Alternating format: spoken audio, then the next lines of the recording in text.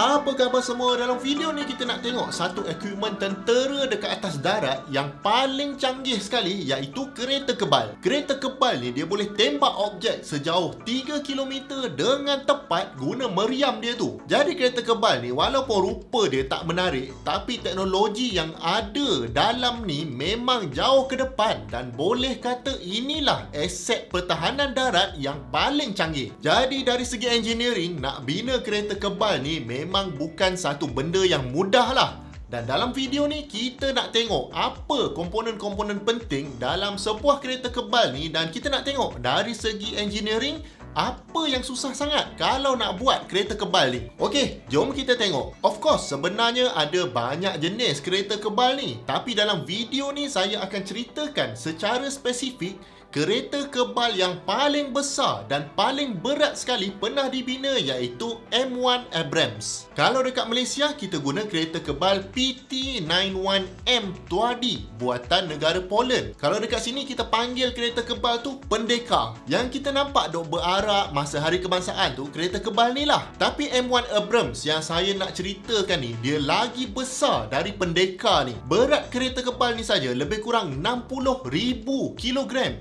Kalau kereta kita ni sebiji dalam 2000 kilo, maknanya kereta kebal ni sebiji je pun berat dia sama dengan berat 30 biji kereta kita. Kenapa dia berat sangat? Sebab kereta ni dia kebal. Besi-besi untuk buat armor kereta kebal ni memang berat gila lah. Plus dengan dia punya turret tu lagi yang macam muncung senapang besar dekat atas tu, plus dengan enjin gergasi lagi, tangki minyak gergasi lagi. Kejap lagi kita akan tengok semua ni. Itu yang dia jadi sangat berat tu. Dan kalau anda perasan, tayar kereta kebal ni pun dia sangat berbeza dari tayar kereta kita. Dia tak guna roda biasa, tapi dia guna continuous track. Sebabnya track semacam ni luas permukaan dia besar. Bila luas permukaan besar, bolehlah dia support berat kereta kebal gergasi ni. Lagipun kereta kebal masa tengah perang, dia tak lalu dekat atas jalan ada tar tu. Mesti dia akan pergi off-road. Jadi kalau tayar getah, bocorlah tayar tu nanti. Kalau continuous track ni pula, dia besi, jadi tak mudah rosak. Dan kalau setakat nak rentas longkang ke, bukit ke, jalan yang penuh dengan batu-batu ke, parit ke, memang tak ada masalah sebab trek ni sangat besar. Kalau kata kereta kebal tapi tersangkut dekat longkang, parahlah nanti. Malu punya. Jadi kereta kebal ni dia nak kena mobile, dan pada masa yang sama tak bolehlah slow sangat. Kalau terhege-hege, macam mana nak menang perang, betul tak? Dan untuk M1 Abrams ni, max speed dia kalau dekat atas tarmac adalah 67 km sejam. Dan kalau dia pergi off-road, dalam 40 km sejam. Kalau tengok top speed ni, Pendekar kita tu lagi laju, boleh pergi 70 km sejam. Mungkin sebab dia kecil sikit, jadi lebih lincah berbanding M1 Abrams ni. Dan untuk gerakkan jentera seberat 60 tan ni, enjin yang kereta kebal ni gunakan bukan macam enjin dekat kereta kita dah. Dia tak guna lagi enjin piston, dia gunakan enjin gas turbine. Sebelum kita sambung cerita pasal enjin gergasi ni, video ni ditaja oleh Akademi Hasbullah. Dekat akademi ni, kalau anda berminat nak mencari side income dengan cara buat video YouTube, saya akan hantarkan tips-tips untuk anda buat video YouTube yang menarik menggunakan pengalaman yang saya dapat masa membangunkan channel Hasbullah Syarah ni. Pada satu masa tu, channel ni dapat 100,000 subscribers dalam masa 6 bulan saja. Tips-tips yang saya akan hantarkan ni dalam bentuk email. Sehari anda akan dapat 1 email untuk 7 hari berturut-turut. Jadi total ada 7 email lah. Tips-tips contohnya macam mana nak cari idea, kamera nak pakai kamera apa, langkah-langkah dari mula sampai akhir untuk buat YouTube, dan banyak lagi akan dihantar terus ke dalam email anda. Basically bila dah dapat 7 email tu, anda dah boleh pun buat video sendiri. Jadi kalau memang anda selama ni teringin nak buat YouTube tapi tak ada orang guide, saya letakkan link untuk anda dapatkan tips-tips ni dekat bawah. Dan yang penting anda jangan risau, email-email ni percuma saja.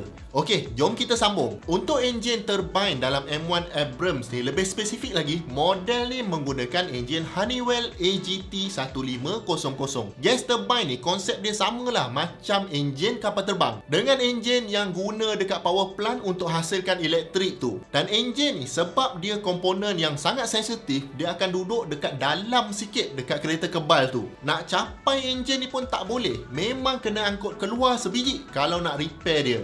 Memang logik kan? Sebab kalau diorang tak protect enjin ni betul-betul, kalau kena tembak, habislah tersadai kereta kebal tu. Betul tak? Enjin ni memang besar dan dia mampu menghasilkan power output sebanyak 1500 horsepower dan lebih kurang 1000 Newton meter torque. Of course, power dengan torque ni dia banyak sebab bukan senang nak gerakkan jentera seberat ni. Fuel consumption dia baik anda jangan tanyalah, sebab untuk 1 liter yang kalau kereta kita ni boleh jalan 15 ke 20 km, M1 Abrams ni 1 liter minyak boleh jalan suku kilometer je. Gila tak? Jadi kalau kita kira lah dia nak gerak dari KL pergi Melaka dalam 120 km. Kalau guna RON 95, minyak saja dekat RM1,000.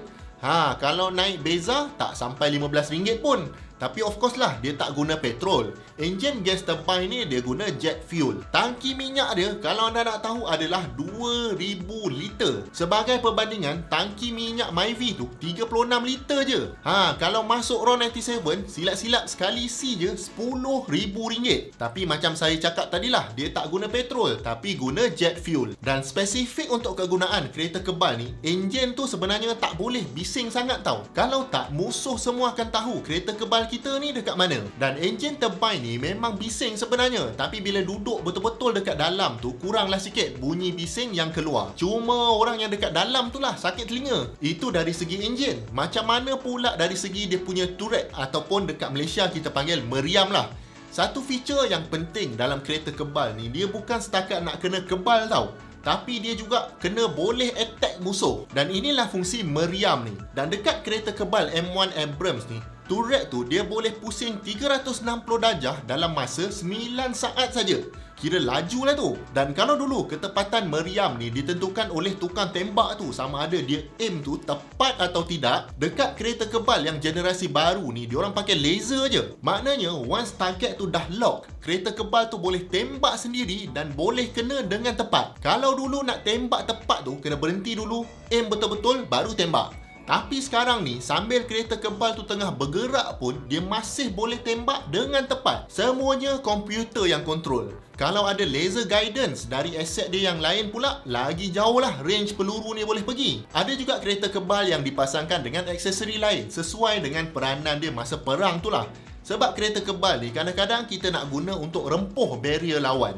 Kadang-kadang kita nak guna untuk shielding askar-askar kita. Dan kadang-kadang kita nak guna untuk recon je, bukan nak pergi perang pun. Ini asyik cerita pasal M1 Abrams ni. Benda ni Amerika yang buat. Korang rasa kan satu hari nanti Malaysia akan buat kereta kebal sendiri tak? Jangan lupa tinggalkan komen anda di bawah. Dan sekali lagi, link untuk dapatkan tips macam mana nak buat video YouTube, saya letakkan juga dekat bawah.